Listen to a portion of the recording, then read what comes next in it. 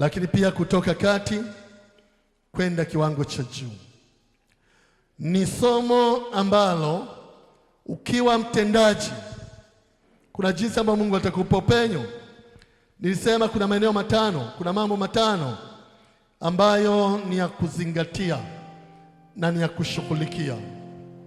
Jumapili iliyopita najua kwamba mama alifundisha juu ya jumbe mwingine, na najua kuna kitu ambacho ulijifunza pale, lakini kwa sababu niliacha bila kumaliza ujumbe huu ambao ninao, nataka tena kuendelea katika hatua nyingine 4. Katika jambo la kwanza nilisema umfanye Yesu Kristo kuwa chanzo cha baraka na mafanikio ya kukuza uchumi wako. Baraka na uzima, mafanikio ambayo tunazungumzia na ukuzaji wa uchumi ambao tunazungumzia ni ule ambao unatoka kwa Bwana, ni ule ambao unatoka kwa Mungu aliye hai, sio kwa waganga, sio kwa wachawi, sio kwenye mizimu, sio kwenye kurisi, sio kwenye chochote, unatoka kwa Bwana. Kwa hiyo kwanza mfanye Yesu Kristo kuwa chanzo cha baraka zako. Hili ni jambo la kwanza ambalo niliongea wakati uliopita. Jambo la pili, wekeza nguvu zako kwenye eneo la fikra ama mawazo yako. Watu vile walivyo ni kutokana na jinsi wanavyojiona wenyewe, kutokana na jinsi ambavyo wanawaza wao wenyewe kutoka ndani ya mioyo yao. Vile ambavyo wanafikiri wao ndio na ndivyo wanavyokuwa. Kwa hiyo fikra zako na mawazo yako ni muhimu sana, kama jambo la pili ambalo ni muhimu. Jambo la tatu, mheshimu Mungu kwa mali na fedha ambazo atakupa. Mali na fedha ambazo Mungu atakupa ni zake yeye, ni zake. Tuliona wakati ule nilipofundisha somo hili kwamba nchi na vyote vijazavyo ni mali ya Bwana. Fedha ni mali ya Bwana, dhahabu pia ni mali ya Bwana, ni vyake. Kwa hiyo lazima umheshimu kwa vitu vyake alivyokupa, kwa vitu vyake alivyokupatia. Hili ni jambo la tatu, na leo kama nilivyosema, nataka nishirikie sehemu ya 4, na kile ambacho nitashirikia katika siku ya leo ni kujitoa kikamilifu kuwa wakili mwema au wakili mwaminifu wa Kristo Yesu. Jitoe kuwa wakili mwaminifu wa Kristo Yesu katika kile ambacho utakifanya. Wakorintho wa kwanza sura 4 mstari wa kwanza na wa pili. Wakorintho wa kwanza sura ya 4 mstari wa kwanza na wa pili. Wakorintho wa kwanza sura 4 mstari wa kwanza na pili, nasema mtu na atuhesabu hivi kuwa tu watumishi wa Kristo na mawakili wa siri za Mungu. Hapo tena naohitajiwa katika mawakili ndiyo mtu aonekane kuwa mwaminifu. Biblia inasema mtu na atuhesabu hivi. Yeyote ambaye anatuona na atuhesabu hivi, yeyote ambaye anatusikiliza na atuhesabu hivi. Mtume Paulo aliongea mambo mawili makubwa muhimu katika maandiko haya.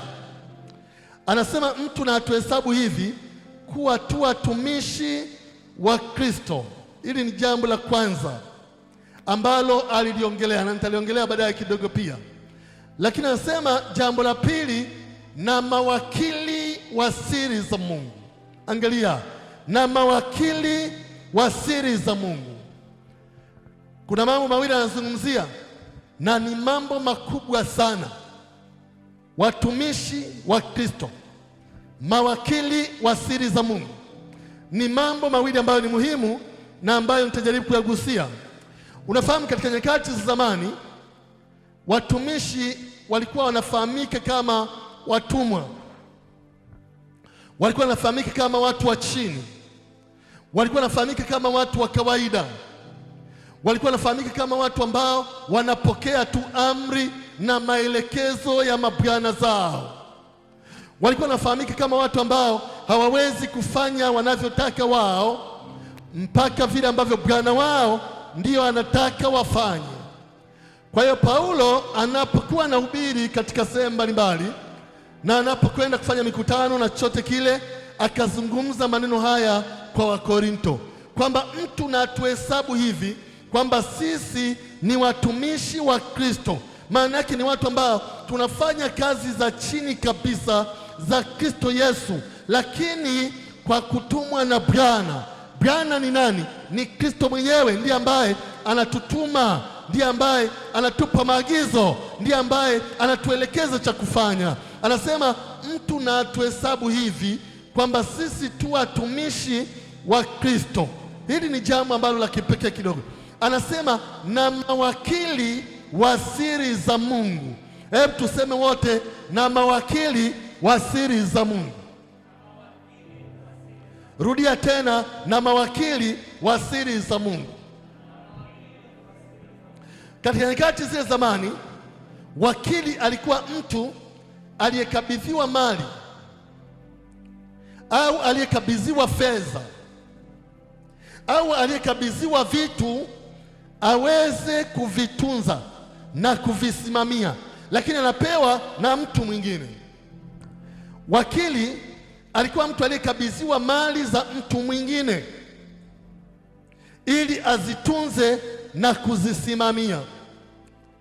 Inawezekana ikawa tofauti kidogo na mawakili ambao tunafahamu sisi katika nyakati za leo juu ya mahakama zetu na mambo mengine, lakini wakili alikuwa anahesabika kama mtu ambaye amekabidhiwa mali, mtu ambaye amekabidhiwa vitu, mtu ambaye amekabidhiwa fedha za mtu mwingine ili azitunze na kuzisimamia. Kwa nyakati zile iliwezekana kuwa fedha, iliwezekana kuwa mashamba, iliwezekana kuwa nyumba, iliwezekana kuwa vyakula, mifugo na kadhalika. Kuna mifano tele katika Biblia. Mtu huyu ambaye alikabidhiwa vitu vya jinsi hiyo alikuwa anapewa mamlaka kamili ya kutunza na kusimamia. Alikuwa anapewa mamlaka kamili ya kutunza hizo mali na kuzisimamia. Sasa angalia vitu vilivyo viwili tofauti Paulo anavyozungumza. Anasema mtu na tuhesabu kwamba sisi ni watumishi wa Kristo, watu wa chini kabisa, tunaopokea maelekezo, tunaopokea maagizo, tunayofanya ambayo Bwana wetu anataka tufanye. Lakini anasema na mawakili. Mawakili walikuwa ni watu ambao wanasimamia na kutunza mali, na huyu mwenye mali ambaye ni Bwana alikuwa anawapa mamlaka kamili ya kusimamia, alikuwa anawapa madaraka kamili ya kusimamia. Ukiwakuta wanasimamia utafikiri ndio wenye mali wenyewe. Ukiwakuta wanasimamia mashamba, wanasimamia mifugo, wanasimamia nyumba, wanasimamia biashara, wanasimamia, utafikiri wao ndio wenye mali wenyewe. Wale mabwana zao walikuwa wanakaimisha mamlaka zao kwa yule wakili, walikuwa wanakaimisha mamlaka kwa yule mtu. Atakalosema ni kama Bwana amesema. Walikuwepo wasimamizi wa mali, wasimamizi katika nyumba ya mtu walikuwepo wakati wa Ibrahimu. Hata yule ambaye alitumwa kwenda kutafuta mchumba wa Isaki alikuwa ni yule msimamizi wa nyumba. Wanasimamia, wanaelewa kila kitu ambacho kinaendelea katika hiyo familia. Kwa hiyo walikuwa wanapewa mamlaka kamili. Lakini pamoja na hayo yote, lakini bado walikuwa chini ya bwana wao. Walikuwa wanapewa mamlaka yote ya kusimamia, walikuwa wanapewa mamlaka yote ya kutunza wanachotunza, lakini bado walikuwa na mamlaka ya juu yao ambaye ni bwana wao. Walikuwa bado chini ya bwana wao, mali zote zilikuwa za bwana wao. Ndivyo ambavyo ilikuwa. Kwa hiyo kwa upande mmoja alikuwa na madaraka makubwa, lakini kwa upande mwingine alikuwa kama mtumwa chini ya bwana wake. Sasa wakili, angalia kwenye mstari wa pili. Hapo tena inayohitajiwa katika mawakili ndiyo mtu aonekane kuwa mwaminifu. Hebu tuseme wote, ndiyo mtu aonekane kuwa mwaminifu. Kati ya vitu ambavyo ni muhimu sana kwa mawakili ni uaminifu. Mawakili hata hawa ambao tunao katika mahakama zetu sehemu mbalimbali, wanaosimamia kesi, wanaosimamia hivi, wale ni watu wa kipekee sana. Usione kama ni watu wa kawaida, hapana. Na ndio maana mamlaka na serikali zinawatambua, lakini pia zinaruhusu, wanaweza kuingia mahakamani wakati wowote, wakatoka wakati wowote, wakasimama wakati wowote. Ni watu wa kipekee. Unapompa kesi yako au jambo lako, anaweza kulisimamia kama yeye ndiye aliyeshtakiwa, na mpaka mwisho wa jambo kuhakikisha kwamba unafanikiwa. Ukifika kwenye ofisi zao, wanataka uwaeleze ukweli juu ya tukio, juu ya jambo, juu ya hiyo kesi, juu ya yale mambo ambayo unataka wayasimamie, juu ya yale mambo unataka wafanye. Alafu ukishamweleza, ataona kabisa kisheria hii kesi unashinda au hii kesi utashindwa, na yeye atakupa ushauri, atakwambia moja kwa moja kile ambacho unatakiwa kufanya. Huwa ni watu wa kipekee sana, na ni watu wanatakiwa kuwa waaminifu. Na ndio maana, kwa nini? Kwa sababu kesi zao, watapokea kesi za namna mbalimbali na vitu vya namna mbalimbali, ili kwa hiyo, kwa sababu hiyo, wasipokuwa waaminifu, wanaweza wakatumika wao kuharibu mipango au kusababisha kesi vurugike au kusababisha mtu apoteze haki zake.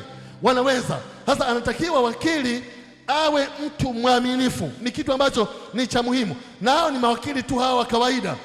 Kuna wazazi wengine wamekuwa wazee. Kwa mfano, walipokuwa wazee, labda watoto bado ni wadogo, labda walichelewa kupata watoto bado ni wadogo, hawawezi kurithi vitu, hawawezi kusimamia.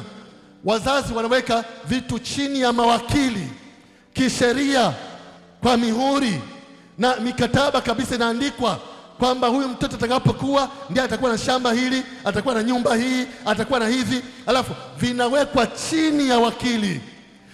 Anasimamia mali za huyo mtu. Ndugu watapanda, watashuka, watafanyaje? Wakija, wakili anawaonyesha kwamba baba huyu alisema hivi, baba huyu aliandika hivi, baba huyu alisaini hivi, kwa sababu ni watu wanakusudiwa kuwa waaminifu. Bwana asifiwe sana. Na hao ni wa kawaida tu. Hasa angalia mawakili hao ambao ni wa kiroho. Kwa hiyo ilimpasa wakili awe mtu ambaye ni mwaminifu, lakini pia wakili anatakiwa kuwa mtu wa kutegemewa. Yaani lazima watu wanapopata kesi, changamoto au chochote, unasikia wanasema hii kesi angepata wakili fulani, hii kesi ikienda kwa fulani, lakini yule ana gharama kubwa, lakini yule gharama za kawaida, lakini yule iko hivi, kwa sababu anajua ikienda kwake atashinda, kwa sababu anajua ikienda kwake atafanikisha wanayotaka. Inapaswa awe mtu wa kutegemewa. Hiki ni kitu ambacho ni kingine, lakini lazima awe wakili ambaye ni muwazi.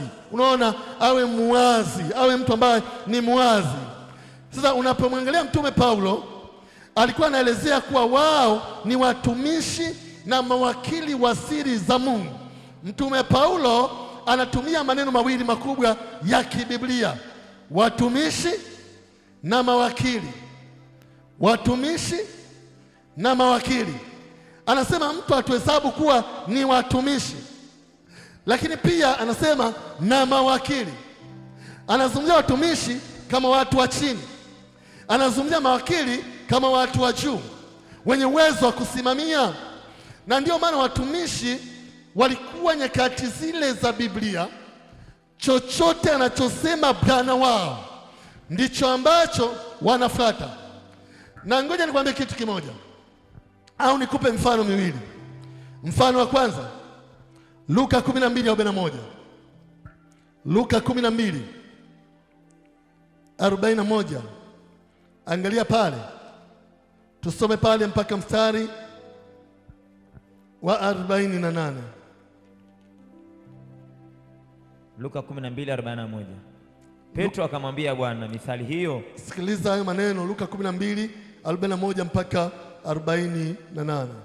Petro akamwambia Bwana, mithali hiyo umetuambia sisi tu au watu wote pia?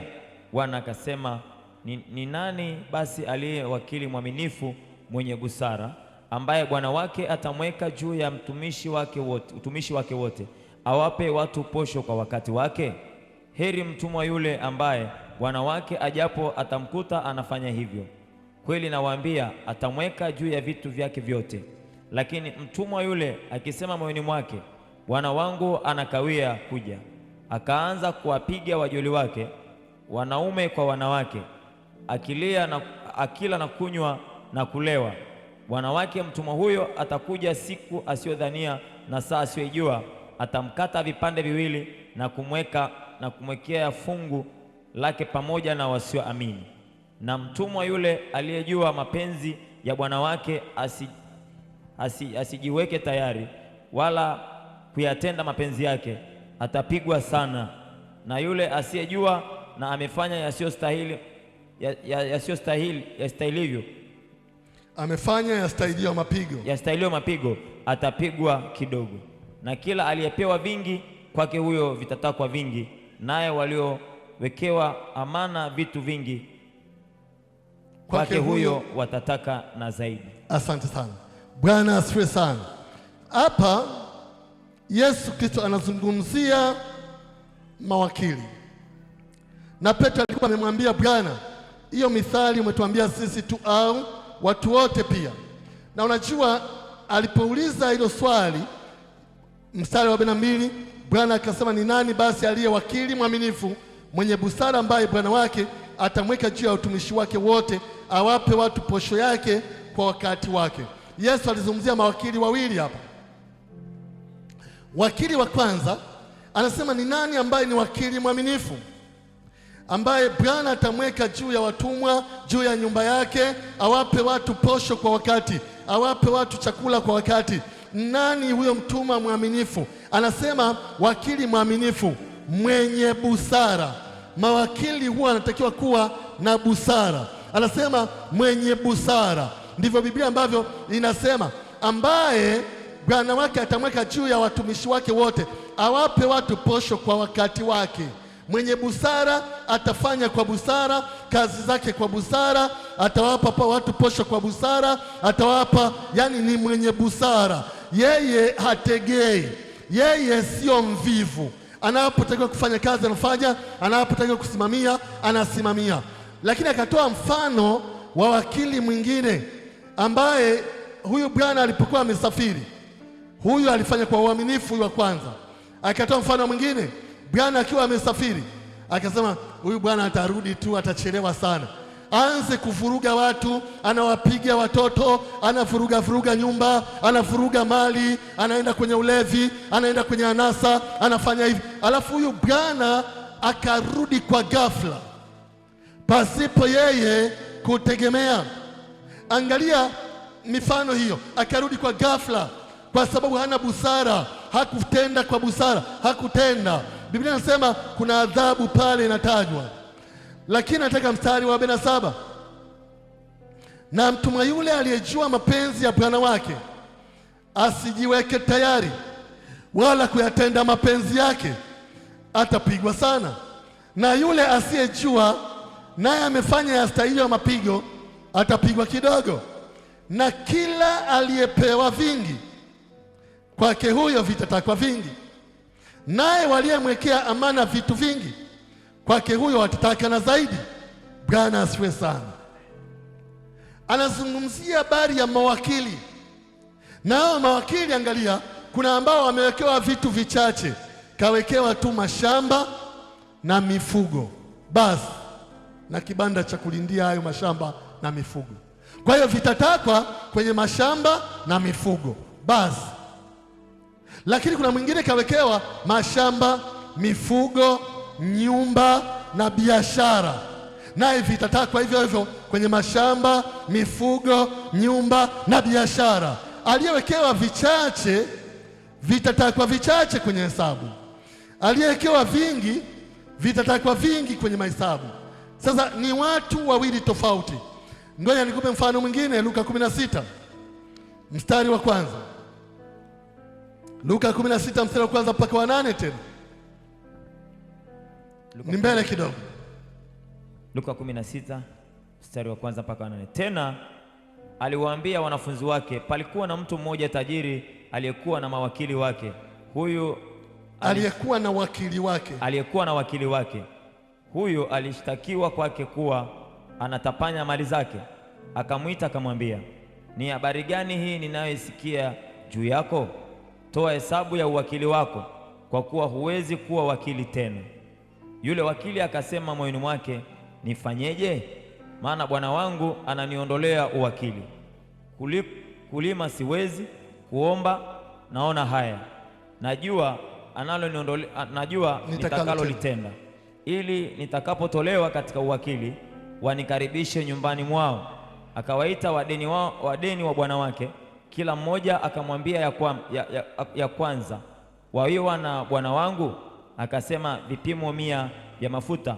Akamwambia, twaa hati yako, keti upesi, andika 50. Kisha akamwambia mwingine, na wewe wawiwa nini?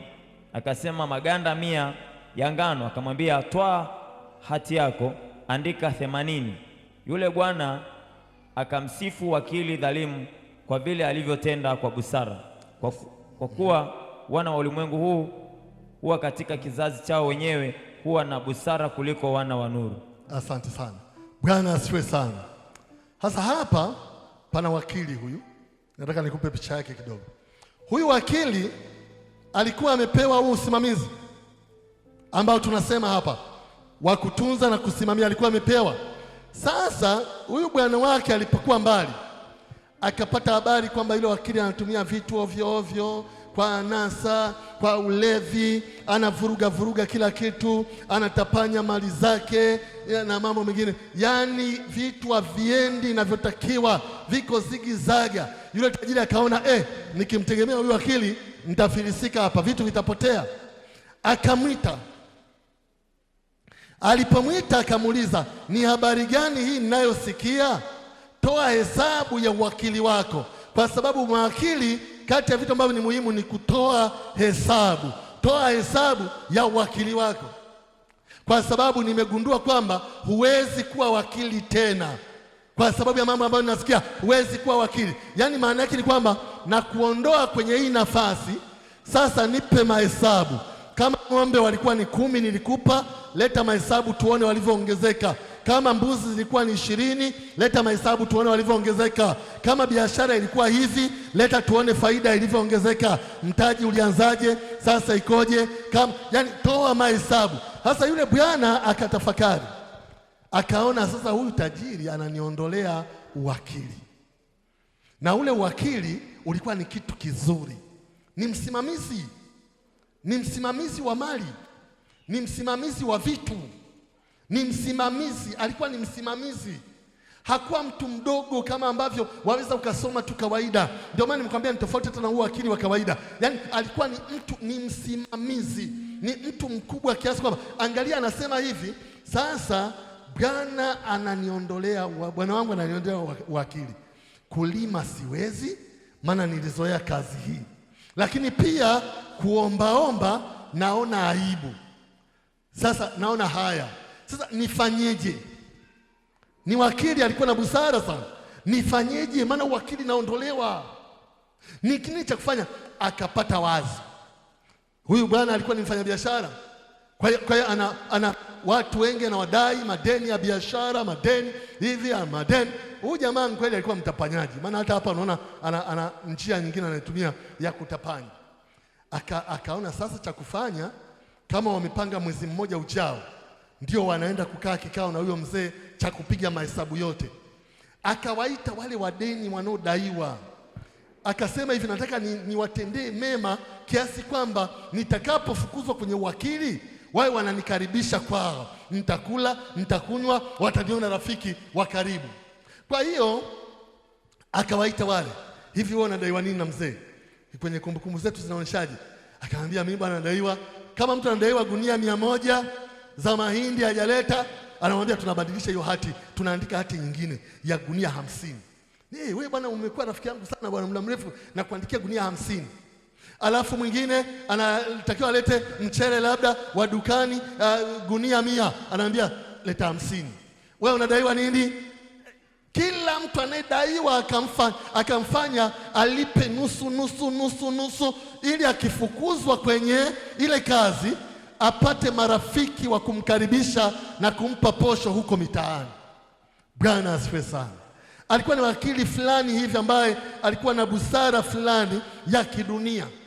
Na Biblia inasema Yesu alipotoa mfano huo kwa ujumla, anasema yule bwana akamsifu. Kwenye mstari wa 8, yule bwana akamsifu wakili dhalimu kwa vile alivyotenda kwa busara.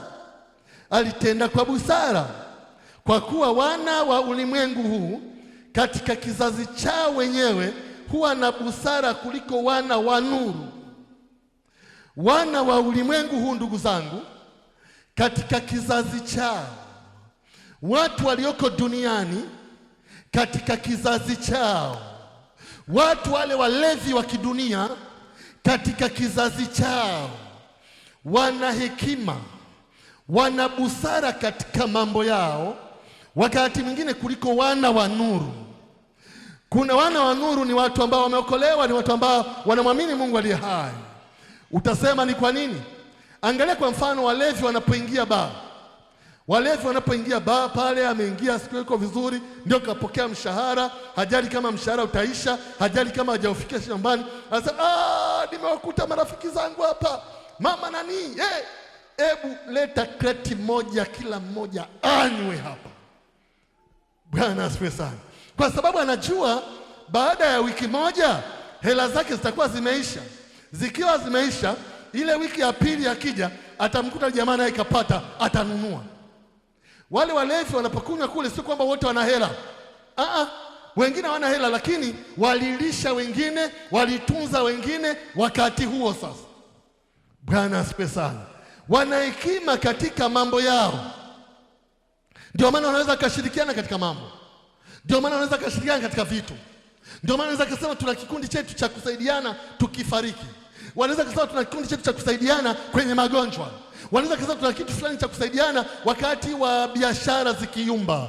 Yaani wana hekima katika mambo yao. Kati ya vitu ambavyo ni tatizo ambavyo nimevikutana navyo ni Wapentekosti ukiwachanganya katika vitu, au waliokoka ukiwachanganya kwenye vitu, au wao wenyewe ukiwajumlisha kwenye mambo, yani wanaharibu. Mara nyingi mtu aliyeokoka hata akikopa si mwepesi kulipa. Unajua kwa nini? Kwa sababu anaweka ule upendwa. Unajua sisi tumeokoka, unajua mbona naye anadai namna hiyo kama vile mpagani, unajua sisi ni watumishi wa Bwana. Siku akifundishwa somo la msamaha, anafikiri kwamba atasamehewa na lile deni lake, anafikiri, yani kuna ujinga fulani hivi ambao Wapentekosti wanao, na huu ni tatizo kubwa linadumaza kanisa la Yesu Kristo. Ukikopa unatakiwa kulipa basi. Ndivyo inavyotakiwa, usitake kuzunguka. Ukikopa unatakiwa ulipe. Sema amen. Mwajiri Mpentekosti kwenye kazi, utapata shida. Saa ya kufungua ni saa 1:30 au saa 2, atakuja saa 3 au atakuja saa 4. Ukikutana naye anakuambia, unajua jana tulikuwa na mkesha, ule mkesha usiku, yani kwa kweli ule mkesha, anakuambia yale mambo ya kanisani ili kupitia hayo apate tiketi ya hayo anayofanya ya hovyo. Sikilizeni niwaambie, uchumi tunapotaka upande, haupandi ili mradi, unapanda watu wakifanya kazi kwa bidii na kuwajibika katika mambo na kwenda sawasawa na jinsi ambavyo inatakiwa iende. Vitu haviendi kwa urahisi. Wakati mwingine unakutana na watu wanasema yule ndugu yetu ana pesa sana, lakini hasaidii ndugu zake. Wewe unafikiri akimsaidia kila ndugu kwenye ukoo, kila ndugu akamsaidia ukoo mzima, si atafilisika? Bwana asifiwe sana. Unafikiri mtamwita na hela tena? Unafikiri mtamwita tajiri tena? Atafilisika. Ukoo una watu 1000. Ukoo wenu, si ukoo wenu ni mkubwa kama ule ukoo wa Mushi kule, wa Mushi wako kila mahali, mpaka wengine wajuani, au wale wa Tarimo, au wale wa Masawe, kwamba jamani, yani ile jamaa ana hela sana lakini hasaidii ndugu. Nani atamsaidia na nani ataacha? Mwacheni aongozwe na roho yake, kwa sababu fedha kazitafuta mwenyewe, kapambana mwenyewe, kataabika mwenyewe. Mwache asaidie anayetaka kusaidia. Bwana asifiwe sana.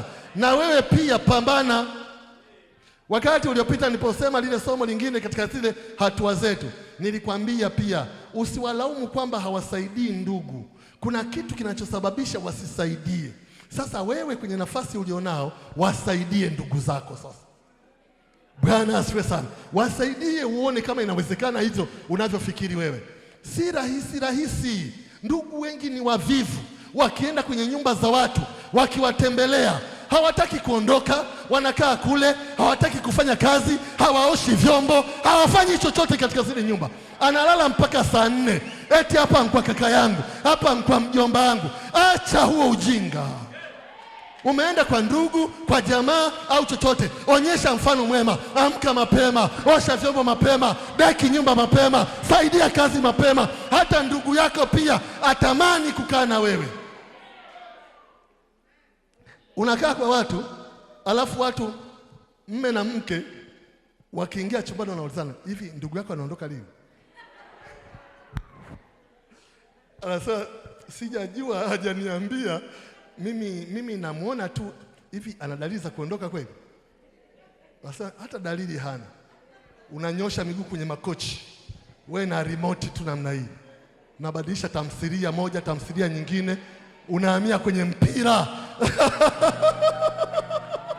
Haleluya! Haleluya! Fanyeni kazi. Mtumishi wa Mungu, Mungu akubariki. Neema ya Mungu izidi kwa juu yenu. Haleluya!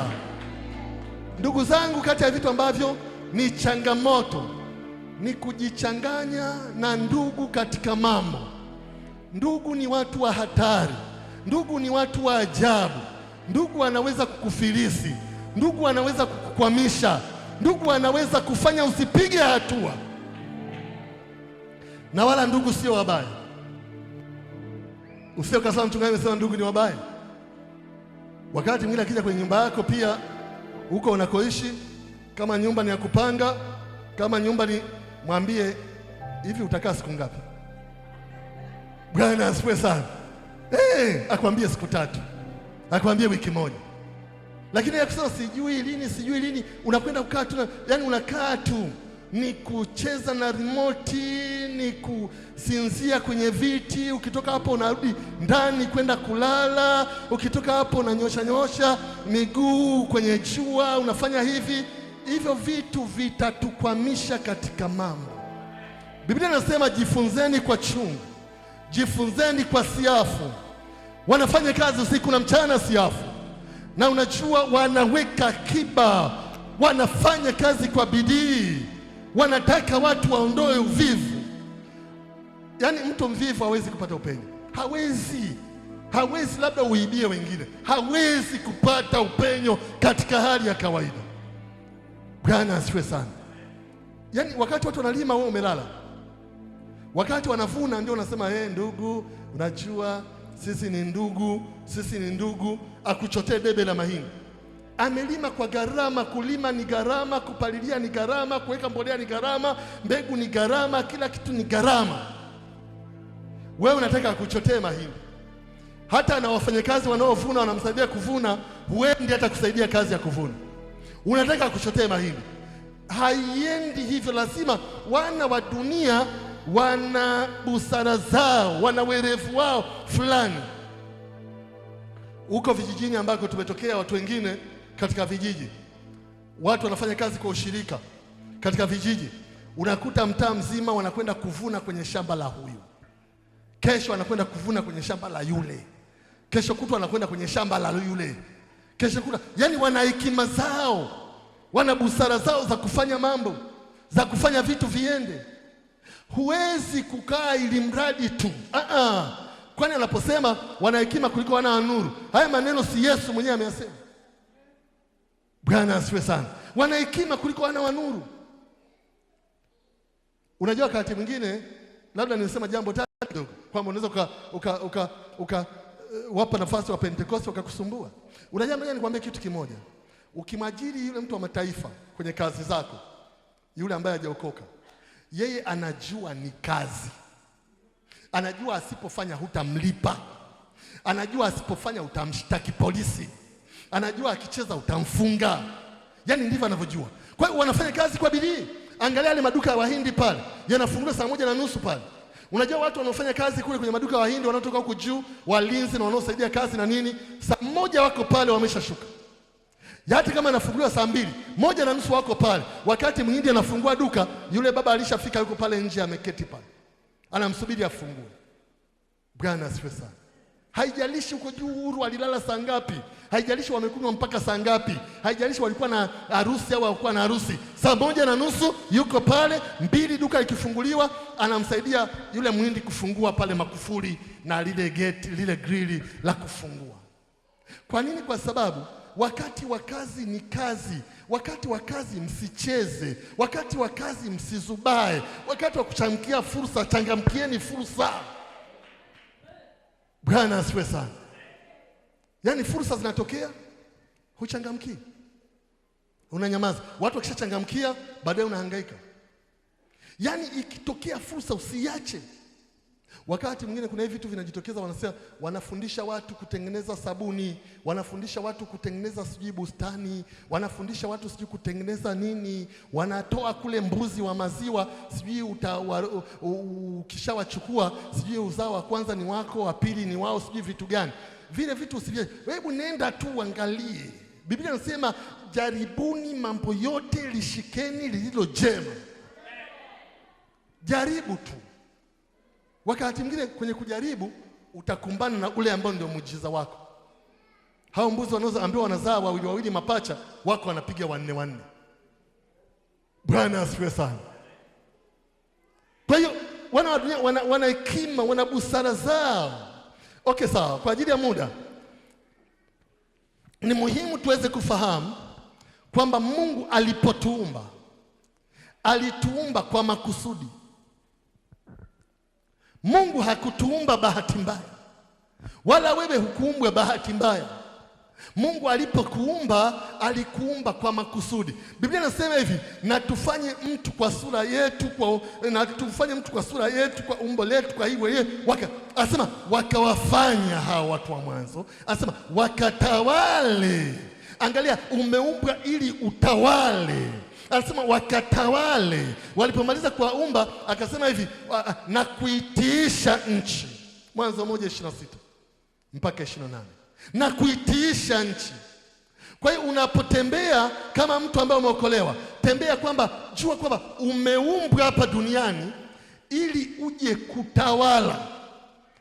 Umeumbwa, anasema hilo andiko, ili uje kutawala. Lazima uweze kujua. Yaani nataka ujue, uondoke ukijua umeumbwa ili uje kutawala. Yaani ni kitu ukifahamu, umeumbwa wewe ili uje kutawala. Mwanzo 1:26. Mungu akasema, na tufanye mtu kwa mfano wetu, kwa sura yetu, wakatawale samaki wa baharini. Asante. Wakatawale samaki wa baharini na ndege wa angani na vitu mbali, wakatawale. Ni kitu cha kwanza lazima ukione. Okay, twende endelea. Na ndege wa angani na wanyama wa nchi yote pia, na kila chenye kutambaa kitambaacho juu ya nchi. Ndiyo. Mungu akaumba mtu kwa mfano wake, kwa mfano wa Mungu alimuumba. Mwanamume na mwanamke aliwaumba. Ndiyo. Mungu akawabarikia. Mungu akawaambia, zaeni mkaongezeke, mkaijaze nchi na kuitiisha. Hebu tuseme wote, na kuitiisha. Sema tena, na kuitiisha. Asante, huo ni mstari 28 unatosha. Na kuitiisha. Najua hajamalizika lakini inatosha. Sikiliza nikwambie, wakatawale, anasema na kuitiisha. Kwa hiyo wewe umekuja kwa kusudi. Mungu anapokutazama, anatazama mtu wa kusudi. Yaani anapokuangalia, anaangalia mtu ambaye kamleta ili atawale. Lakini anapokuangalia, anaangalia mtu ambaye kamleta ili pia atiishe. Na angalia, hakuna wanaume wala wanawake.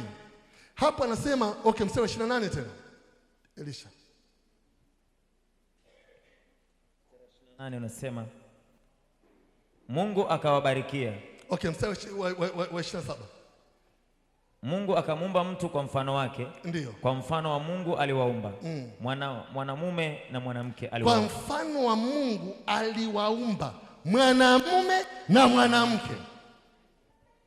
Bwana asifiwe sana.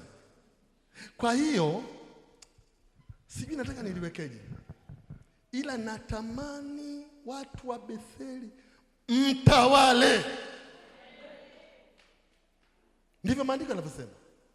Na kwa sababu hiyo ulipotumwa au ulipoumbwa, Mungu amekuleta kwa hilo kusudi. Na kama hilo kusudi halifanyiki kwenye maisha yako, basi kuna kitu cha kumuuliza Mungu. Kuna kitu cha kumwambia Bwana. Umeletwa kama balozi. Angalia, kwa mfano Tanzania ina mabalozi Marekani, India, China, Ubelgiji na kule sehemu nyingine Afrika Kusini na wapi, ina mabalozi. Balozi yule anapotumwa kwenye ile nchi huwa ni mwakilishi wa rais, lakini mwakilishi wa Tanzania kwenye ile nchi. Mwakilishi wa Tanzania kwenye ile nchi ni yule balozi. Ametumwa na nchi yake kwenda kwenye ile nchi. Na ninyi hapa mlipo mmetumwa na mbingu kuja hapa duniani mtawale na kutiisha. Bwana asifiwe sana. Angalia, wale mawakili walikuwa wanatumwa ili watunze na kusimamia. Sijui nisemaje. Angalia Adamu alipowekwa bustanini, aliambiwa ailime na kuitunza. Maana yake ni kwamba ataisimamia ile bustani. Ni wajibu ambao tumepewa, ni wajibu ambao tumewekewa, na kila mmoja wetu anatakiwa kuhakikisha kwamba katika maisha yake. Na ndio maana ninapozungumzia umuhimu wa kujitoa kwa wakili mwaminifu wa Kristo Yesu, kuna kitu ambacho nakizungumzia na kuna umuhimu ambao nataka ujue. Na hapa ndipo panapotuleta kwenye sifa za wakili mwaminifu mbele za Mungu. Wewe ni wakili wa Mungu, wakili wa Kristo katika dunia hii. Wakili walitumwa ili sijui nisemeje, kutunza na kusimamia. Na wewe pia ni hivyo hivyo. Kuna sifa, ngoja nikwambie sifa zao. Kwanza ni uaminifu. Mawakili wanatakiwa wawe waaminifu. Waaminifu katika kutunza siri, kutunza mali, kutunza fedha, kutunza neno la Mungu ulilopewa bila kulipotosha wala kujitafutia faida binafsi. Mawakili huwa wanatakiwa kuwa waaminifu ili kutunza siri za watu, ili kutunza fedha, ili kutunza mali, ili kutunza. Sasa kwa waliookolewa sisi ambao ni mawakili wa Kristo Yesu, ili kutunza pia neno ambalo tumepewa bila kulipotosha, lakini pia bila kulifanya litupatie faida binafsi za kimwili. Huu ni wakili ambao tumepewa, na wewe lazima ujue umepewa huu. Na unapotaka kuwa mtu ambaye unatawala na kutisha, umepewa hii. Unapokuwa wakili mwaminifu, umepewa hii. Kwa hiyo tunapozungumzia kukuza viwango vya kiuchumi, tunazungumzia viwango vinapopanda juu, viwango vinapoinuka juu, lazima usisahau hili suala la uwakili. Umepewa kwa makusudi. Vile vitu unapewa kwa makusudi. Nyumba unapewa kwa makusudi. Kazi unapewa kwa makusudi. Mtaji unapewa kwa makusudi. Yale magari unapewa kwa makusudi. Yale unayotaka utapewa kwa makusudi. Kwa makusudi kabisa. Lakini si vyako, ni vya Mungu, anakupa wewe uvisimamie. Hili ni jambo la kwanza. Jambo la pili ambalo ni kama sifa za mawakili ni utii, lakini na hekima katika utendaji wa mambo. Utii na hekima katika utendaji uko kwenye kufuata maagizo ambayo Bwana anakupa ili kusimamia mali zake. Yaani ukitambua hii siri ya wakili, Mungu atakupa vitu tu. Atakupa vitu bila shida, atakupa fedha bila shida, atakupa nyumba bila shida, atakupa magari bila shida, kwa sababu anajua unavisimamia tu. Yaani anajua hivyo tu. Kwa hiyo ukijua, anajua kwamba huyu ni msimamizi. Hata nikimwambia vipite pale viende kanisani vitakwenda. Hata nikimwambia vipite pale vikafanye kazi ya Bwana vitafanya. Hata nikimwambia vipite pale viende kwa yatima na wajane vitakwenda. Hata nikimwambia vipite pale viende kwa wasio wenye mahitaji maalum vitafika. Kwa hiyo unasimamia tu. Kwa hiyo utii katika kufuata maagizo ambayo Bwana atakupa ili kutumia vizuri rasilimali na mali ambazo atakupa. Lakini kuna sifa ya tatu, ni kuwajibika, kufanya kazi kwa bidii. Hili jambo nimezungumzia muda mfupi uliopita. Kufanya kazi kwa bidii ni kitu ambacho ni cha muhimu sana. Kama unataka mafanikio hayaji tu. Wewe unataka mahubiri labda ya uongo, yale ambayo nakwambia, haya pale ulipo, pokea gari lako sasa, pokea nyumba yako, na muona mchumba wako amekuja, huyo hapo ni mweupe, huyo hapo amepaka wanja. Nitakudanganya. Fanya kazi. Bwana asifiwe sana. Wangapi wananielewa? Fanyeni kazi kwa bidii. Kuna upenyo kwenye kazi. Nimewaambia toka mwanzo, Mungu anabariki vyanzo vile ambavyo vinatokana na kazi za mikono. Tia mikono kwenye kitu. Fanya kazi, fanya biashara, fanya mifugo pale, fanya kitu fulani,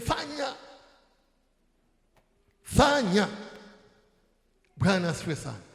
Yaani utashangaa unafanya kitu, hata kama ni biashara ndogo unafanya, yaani unauza kitu cha shilingi 6,000, unamuuzia mtu 6,000, anakupa 10,000. Wakati amekupa 10,000, unamtafutia change, anakuambia keep change. Change baki nayo. Bwana asifiwe sana. Kwa sababu mkono wa Bwana unakuwepo pamoja na wewe. Ni kitu ambacho ni cha muhimu. Mimi sikatai. Hata hayo maombi na mimi nataka, pokea gari, asema napokea, pokea nyumba, napokea, pokea sofa za makochi, napokea. Alafu ukiondoka hapo, unaenda kuangalia vile vigoda vyako kule nyumbani. Yaani ukilala usiku unaota makochi, unaota nini?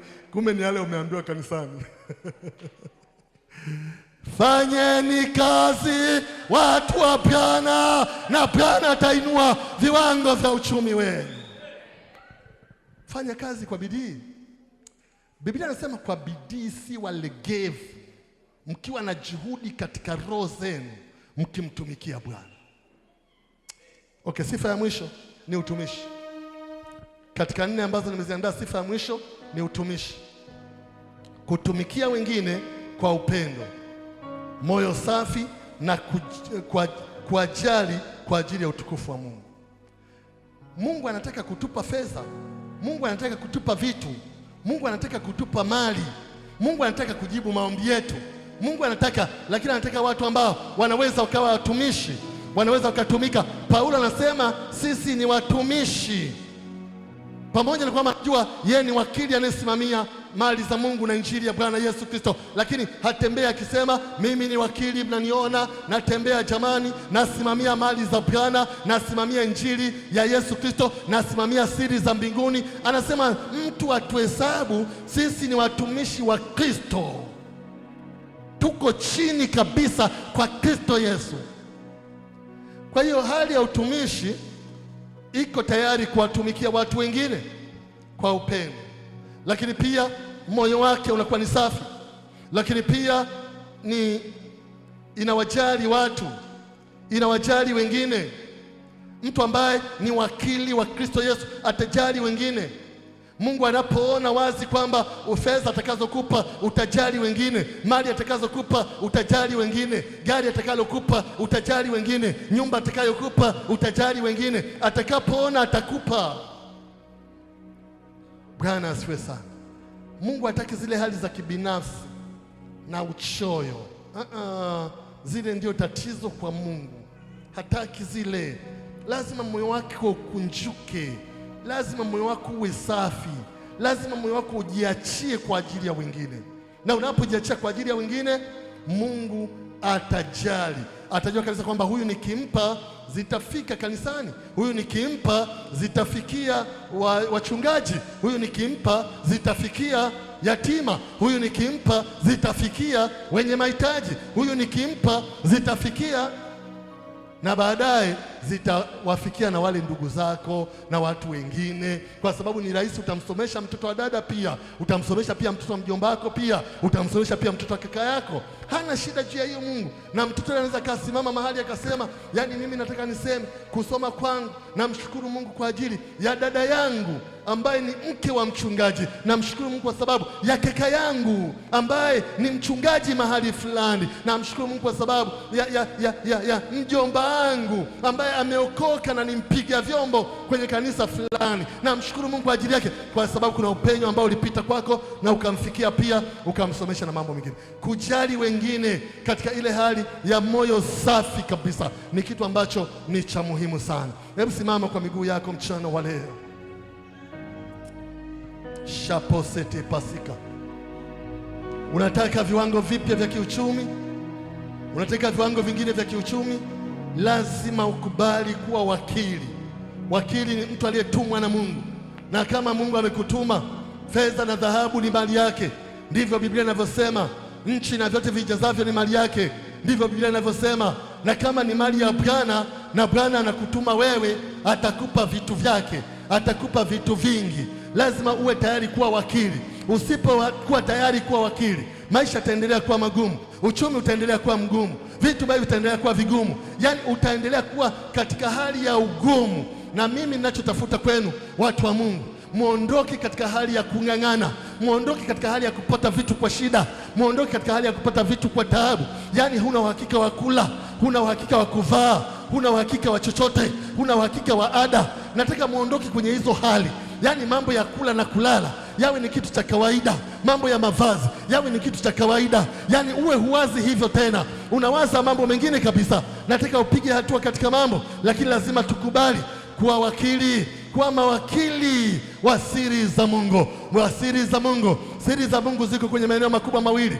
Kwanza, kwa Yesu Kristo mwenyewe kama siri ya Kristo Yesu, lakini pia ziko kwenye Injili ambayo Yesu Kristo ameleta kama kanisa. Lakini lazima uweze kufahamu siri za Mungu ziko kwenye maeneo tofauti, lakini Mungu anataka uwe wakili. Wewe kama wakili usimame kama wakili, umwakilishe kama wakili katika dunia hii, usimame kwa niaba ya Mungu. Na inawezekana mchana wa leo tukamwambia Bwana tusaidie, na twaweza kuwa vile. Weka mikono yako juu sasa na useme maneno haya. Hebu sema, Bwana Yesu, Bwana Yesu, ninakushukuru kwa sababu una vitu tele, una vitu tele, una vitu tele, una vitu tele. Neno lako linasema wazi, fedha na dhahabu ni mali yako, ni mali yako. Nchi na vyote vinavyoijaza ni mali yako, ni mali yako. Nawe Bwana uliniumba kwa makusudi, kwa makusudi nikatawale na kutiisha. Mchana wa leo niko tayari kama balozi, niko tayari kama wakili kupokea kutoka kwako, kwa jina la Yesu. Niko tayari kupokea fedha na dhahabu. Niko tayari kupokea miujiza kutoka kwako, kwa jina la Yesu. Kama wakili niko tayari kukuwakilisha kwenye maeneo ya Injili, kwenye maeneo ya huduma, kwenye maeneo ya kanisa, kwa jina la Yesu.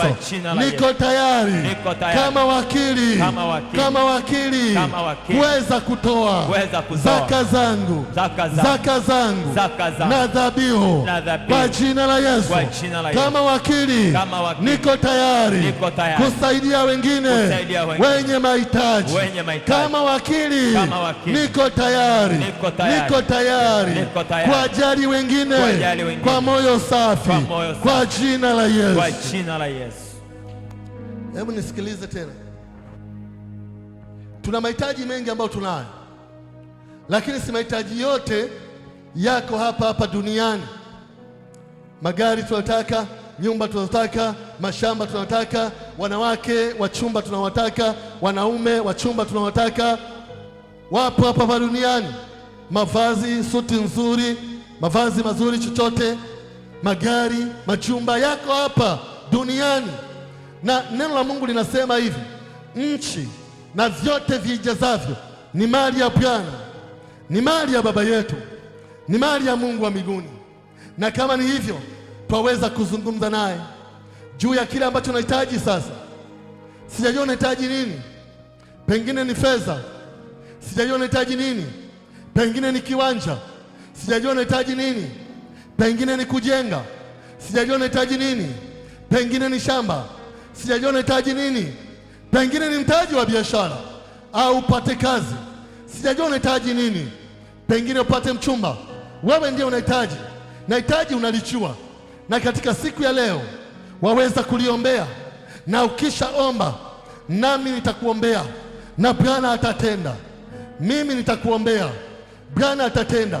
Namwamini katika kusikia, namwamini katika kuona, Bwana atatenda. Hebu sema tena, Bwana Yesu. Bwana Yesu. Sema tena, Bwana Yesu. Bwana Yesu. Neno lako linasema wazi, nchi na vyote vinavyoijaza ni mali yako. Mchana wa leo naja mbele zako nikiwa na hitaji, nawe Bwana unalijua, nawe Bwana unaliona. Mchana wa leo nalikabidhi mikononi mwako. Bwana, nisaidie kwa jina la Yesu, kwa jina la Yesu. Nenda mbele za Bwana. Yes, my God, my Lord. Nenda tu mbele za Bwana, tulikabidhi ile hitaji mbele za Bwana. Nenda tu mbele za Bwana, mtu wa Mungu. Baba, katika jina la Yesu Kristo tunakuja mbele zako tena katika mchana wa leo, sawa sawa na neno hili, sawa sawa na ujumbe huu. Bwana, katika majira haya tunaleta lile hitaji letu mbele zako Bwana. Tunakuamini Mungu mwenye nguvu, ukatusaidie tena katika kutuletea mbele za Bwana. Tumwambie Bwana, tusema na Bwana, sema na Bwana, tumwambie tu Bwana, sema na lile hitaji mbele za Bwana. Mwambie Bwana akusaidie, Mungu akusaidie tena katika mchana huu. Baba, katika jina la Yesu ninakushukuru Bwana kwa ajili ya majira haya. Tunakuja mbele zako na yale mahitaji yetu ambayo tunayo Baba. Tumetufundisha vizuri ya kwamba umetuumba ili tutawale, ili kwamba tutiishe vitu, lakini Bwana umetufanya kuwa mawakili. Yesu Kristo, mchana wa leo tunaomba neema yako katika yale ambayo tumekuwa tukiyaomba Bwana, utusaidie, maana tunaamini kwamba tutakuwa wakili waaminifu katika jina la Yesu Kristo. Tusaidie tena Bwana katika mchana wa leo, tusaidie Bwana katika jina la Yesu, tusaidie tena mfalme wa falme. Tunakuja mbele zako kwa unyenyekevu, tunanyenyekea chini ya mkono wako wenye nguvu katika jina la Yesu Kristo wa Nazareti. Ukatusaidie sisi na watoto wetu katika jina la Yesu Kristo, ili kwamba tuwe mawakili waaminifu Bwana, katika jina la Yesu Kristo. Asante Bwana kwa uaminifu wako. Hebu sema katika jina la Yesu. Katika jina la Yesu. Mchana wa leo. Mchana wa leo. Neno lako linasema nitatawala na kutiisha. Kwa jina la Yesu. Kwa jina la Yesu. Mchana wa leo. Umenipa mamlaka ya kutunza na kusimamia mali zako. Umenipa mamlaka ya kutawala katika nchi kama wakili. Mchana wa leo nasimama kinyume na roho zote zinazopinga mafanikio yangu, zinazopinga baraka zangu, zinazopinga uzima wangu, kwa jina la Yesu. Kila roho inayopinga mafanikio yangu, hiyo roho naikataa kwa jina la Yesu, naikataa kwa jina la Yesu, naikataa kwa jina la Yesu. Kataa sasa. Yes, kataa. Kila roho ambayo inapingana na mafanikio yako, inapingana na uchumi wako, kataa sasa kwa jina la Yesu Kristo wa Nazareti. Na kataa kila roho yote inayepingana nami katika uchumi, katika jina la Yesu Kristo. Na kataa hiyo roho sasa. Kila roho ya umaskini na ikataa, roho ya ufukara na ikataa, roho ya kichawi na ikataa, roho yoyote ambayo inapingana na maisha yangu, inapingana na uchumi wangu, inapingana na chochote ninachokifanya, kwa jina la Yesu Kristo wa Nazareti na ikataa kwa jina la Yesu, na ikataa kwa jina la endelea kukataa. Kataa hiyo roho sasa ambayo inapingana na maendeleo yako, inapingana na uchumi wako, inapingana na afya yako, inapingana na ndoa yako. Kataa hiyo roho, usinyamaze, kataa. Umepewa mamlaka ya kubomoa, ya kuharibu na kuvunja. Kataa kwa jina la Yesu, na kataa hiyo roho, na ikataa sasa. Mchana wa leo ninaipinga kwa jina la Yesu Kristo wa Nazareti, kwa jina la Yesu. Kataa hiyo roho sasa, kataa. Mchana wa leo lazima ituachie, leo lazima ituachie. Tunakataa kurudishwa nyuma, tunakataa kushushwa chini kwa jina la Yesu Kristo wa Nazareti.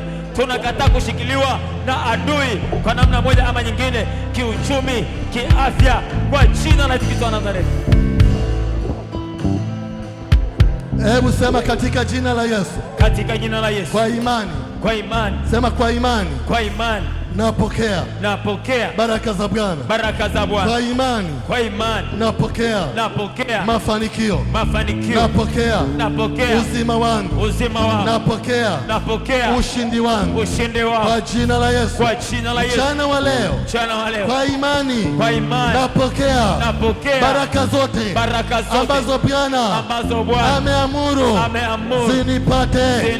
Kwa jina la Yesu. Kwa jina la Yesu. Kila baraka aliyoamuru kwenye maisha yangu itanifuata.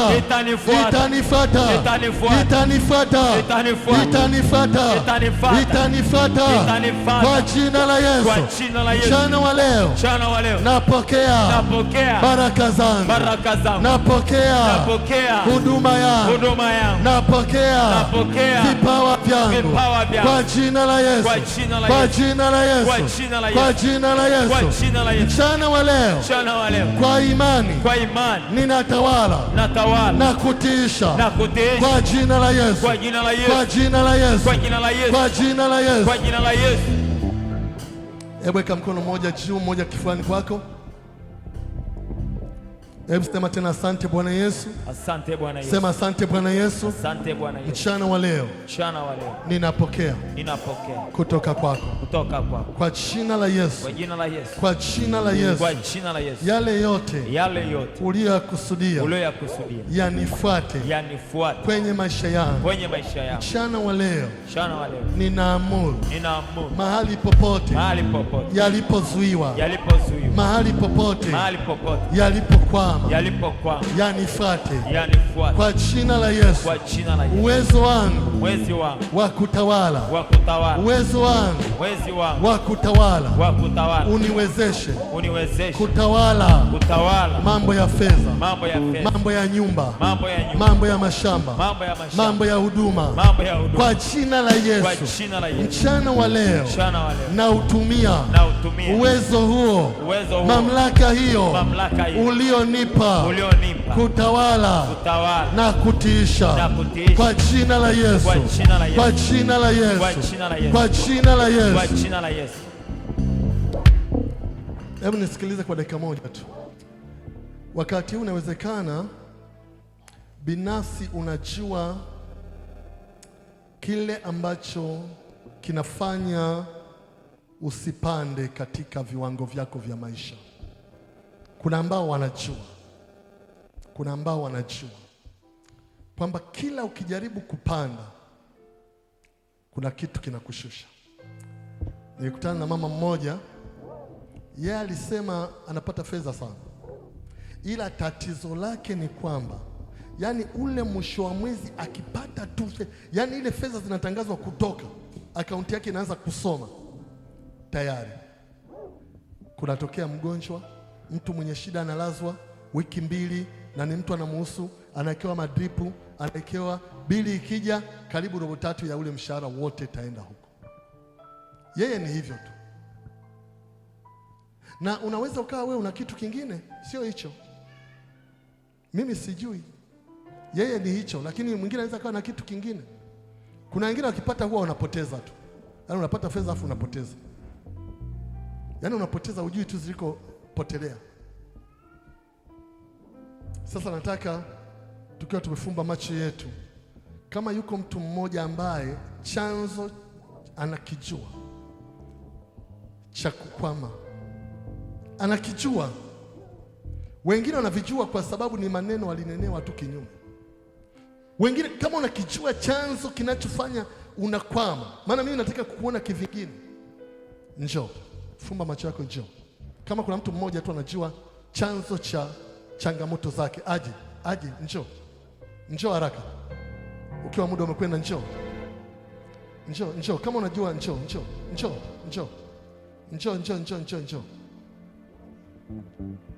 Shepasete pasia, njoo. Asante kwa kuja, asante, Mungu akubariki. Asante yepasete posi, asante kwa kuja. Wengine fumba tu macho yako, ni wale tu ambao wanajua chanzo.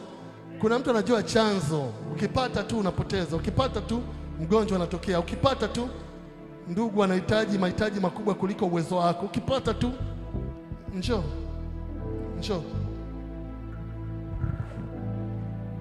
shepasete pasia reta poseke pasishu rete sete pasia. Naomba mchungaji aje, mimi nitaweka mikono juu yenu, alafu mchungaji atawafanyia maombi maalum katika mchana wa leo. Asante. Shotoposi, ingia tu hapa mama. Njoo.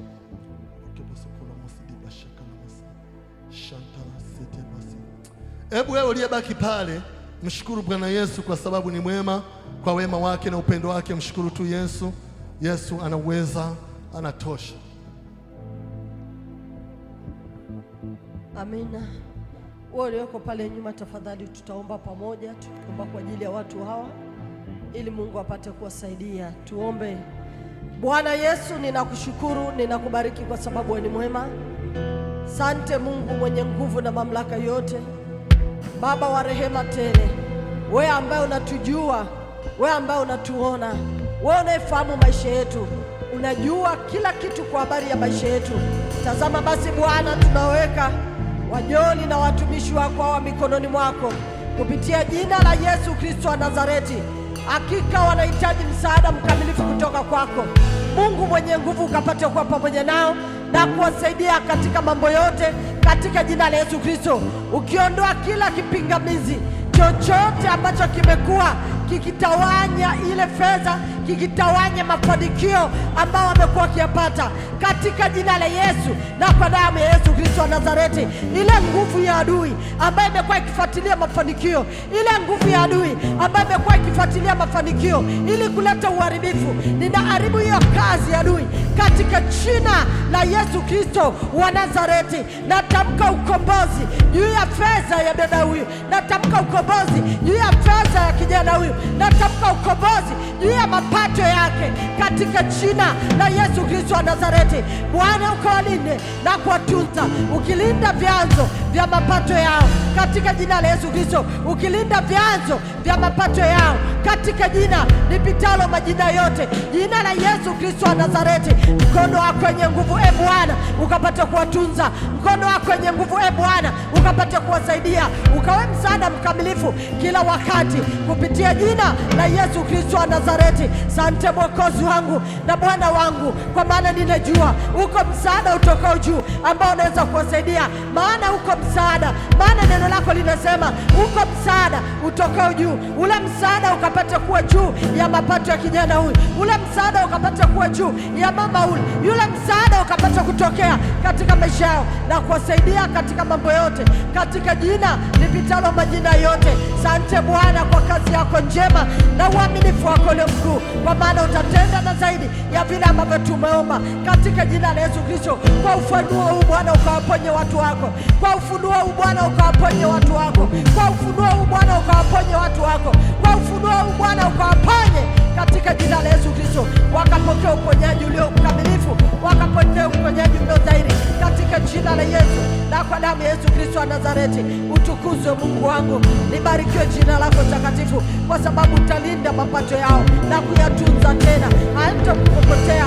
Tunakataa kupotea, havitapotea vile ambavyo Bwana umeviweka katika mikono yetu, havitapotea vile ambavyo Bwana umeviweka katika mikono yetu kuanzia sasa na kuendelea katika jina la Yesu na kwa damu ya Yesu Kristo. Asante Mungu, maana utatunza fedha katika mikono yetu, zitakuwa salama ili zifanye vile vitu ambavyo ni vya maendeleo katika maisha yetu katika jina la Yesu Kristo wa Nazareti. Asante Bwana Yesu, asante Mungu wetu, asante uliokimbilio na nguvu yetu, kwa maana utawatunza watoto wako hawa na kuwalinda kabisa wao pamoja na vile ambavyo Mungu umewapatia katika mikono yao katika jina la Yesu Kristo. Utapa kutawala na kumiliki vile vyote ambavyo Mungu umewapatia kwa utukufu wa jina lako. Naomba ulinzi wako mtakatifu ukapate kuwa juu yao, kawalinde Bwana na kuwatunza wakati wote kupitia jina la Yesu Kristo wa Nazareti. Nimeomba na kushukuru. Wote tuseme amina. Pigie Bwana Yesu makofi, makofi mengi kwa Yesu. Hebu piga makofi kwa Kristo, piga makofi kwa Kristo, piga makofi mengi kwa Kristo. Mshangilie Bwana wa wokovu wetu, mshangilie Bwana wa wokovu wetu. Yeye ndiye chanzo cha kweli cha mafanikio yetu, yeye ndiyo chanzo cha kweli cha mafanikio yetu.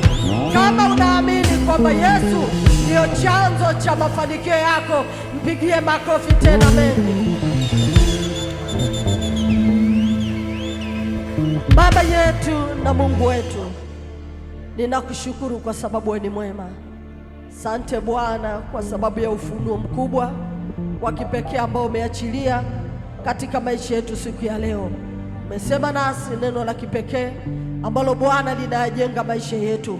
Asante Bwana kwa sababu umetuamini hata ukatufanya kuwa mawakili wa siri zako. Na kushukuru Bwana Yesu kwa kutupa nafasi hiyo.